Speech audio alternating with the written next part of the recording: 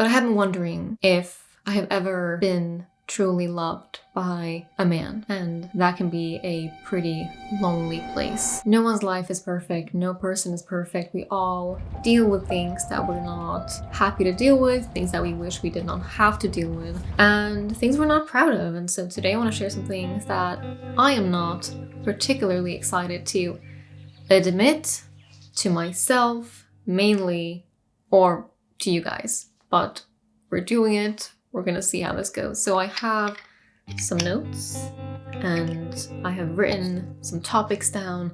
I'm going to freestyle this entire video and what I'm gonna say about the topics, because I think that's when it's the most raw and honest. Okay, first one. I sometimes resent my social anxiety.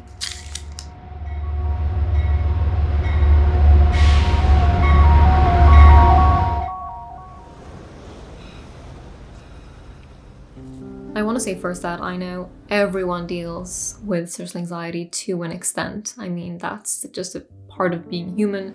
We get nervous, we get sweaty, we get scared. Most people don't like public speaking, for example. Most people are not super comfortable walking into a group of random people that we don't know.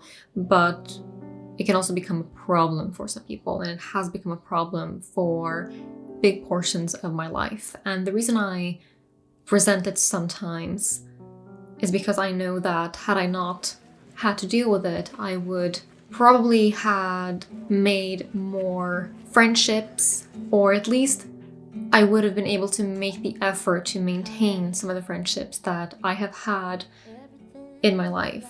I think of uni in particular.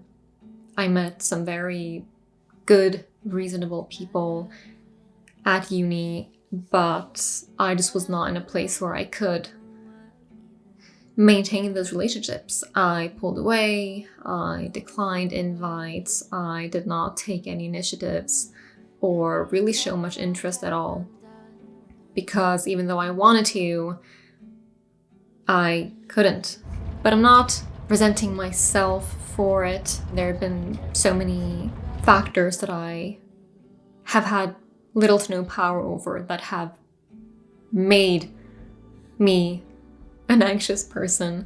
So I think I'm always going to be a recovering social anxietist, which means that even when I'm not feeling it, even when things are great, I know that I'm gonna go through times where it's not.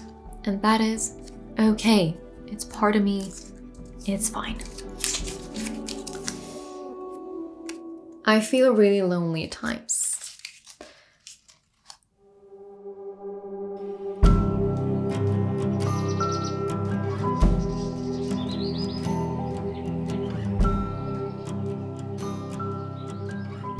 I don't feel lonely when it comes to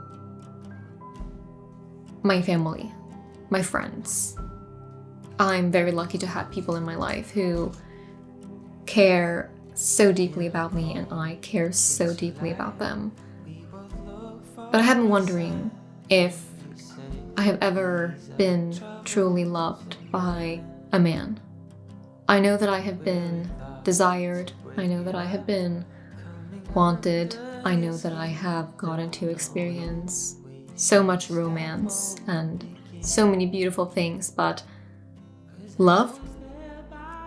Have I been loved the way that I love? I can't speak for anyone else's feelings, how someone else has felt, but I can speak for how I have felt. And I don't think I have ever been loved the way that I love. And that can be a pretty lonely place. Next question. I struggle with feeling unaccomplished. Yeah, this is... How do you guys deal with this? I know I'm not alone in this. I have always been this way. Since I was a toddler, is my guess, that's what mom tells me, where no matter how good I was at something, no matter what I accomplished, what I did not celebrate it. I did not feel like I deserved to be praised or to be congratulated or to be admired for whatever it was that I did.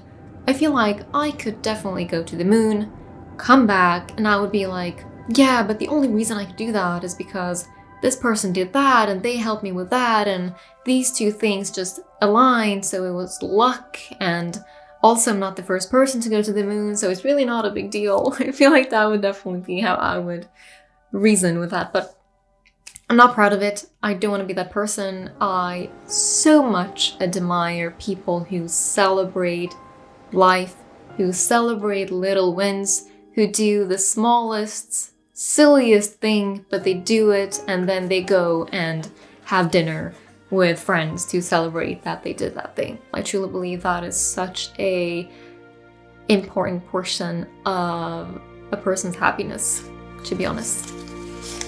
Right. The current downside of content creation for me. When you film yourself like this for years and you edit videos, you watch the same video 1,000 times, you go over it again and again and again, you see your face, you see your face, you see your face, you hear your voice, you can very easily fall into the deep, deep hole of nitpicking your appearance, nitpicking your face, nitpicking the way that you talk, the way that you move, the way that you sit, stand. It can become quite dark. And I think it's quite unnatural to look at yourself so much.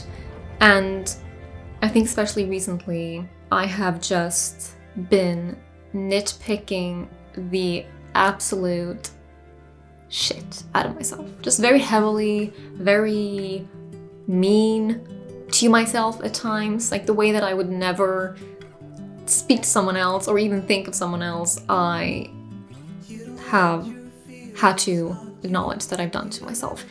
Part of that, I think, is due to just our social media climate at the moment. I think we have very much normalized, heavy editing, heavy plastic surgery, altering our appearance, and now AI has come to the picture where you see pictures of AI people who look realistic, but they're not, but they look absolutely perfect and stunning, and so you're comparing yourself to a very much made up person who does not exist, who will never exist.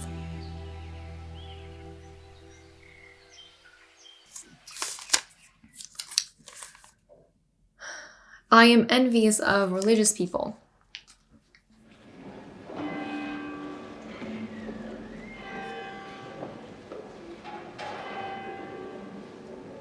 I have become increasingly curious and interested in religion. I don't know where I stand, which is why I don't really ever speak on it. It's something that I am still sometimes learning about and looking up and, hearing people talk about it. I think the envy part is that it seems like such a meaningful way to be so connected to something bigger and to be so connected to the people in your community and to have those people that you share strong values with. I think today it's quite difficult to find people who share your values. I think culturally, our values are changing, and some of us are keeping up, some of us are not. And for that reason, I admire people who so strongly believe and who find so much comfort and love in their community.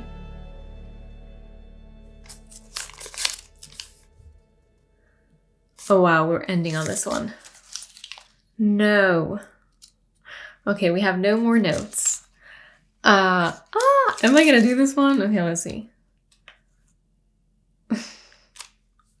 By far, everything I've spoken about so far, this one is the one that is the most out of my comfort zone. I actually think I have a good singing voice. So I was thinking I was gonna sing for you. because my mom says I have a good singing voice, and in mommy we trust.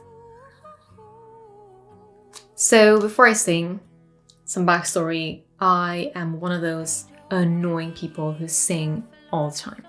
If I'm not singing, I'm humming. If I'm not singing around you, I'm not comfortable around you. Because if you are one of the people who are close to me, you will know that there is always a melody, a song coming out of my mouth. I cannot help it. I think I don't even know why, but I do. And it's fun. And I'm gonna sing for you a song that I made up on a flight as we were landing. So I think I was singing this song for probably like 20 minutes until we landed. Luckily, planes are quite loud, so I don't think anyone was really annoyed. Okay.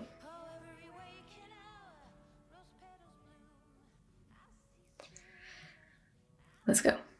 All right. We're about to reach our destination, so please keep your seatbelt on and keep it fastened and keep it tight. Don't be walking down the aisle, 'cause we're on a flight. That was my song. Thank you for watching. Please leave a comment about something that you are not happy to admit. I have to go. I'm so embarrassed. That was the point of the video, and I think I did it successfully. So, talk to you soon.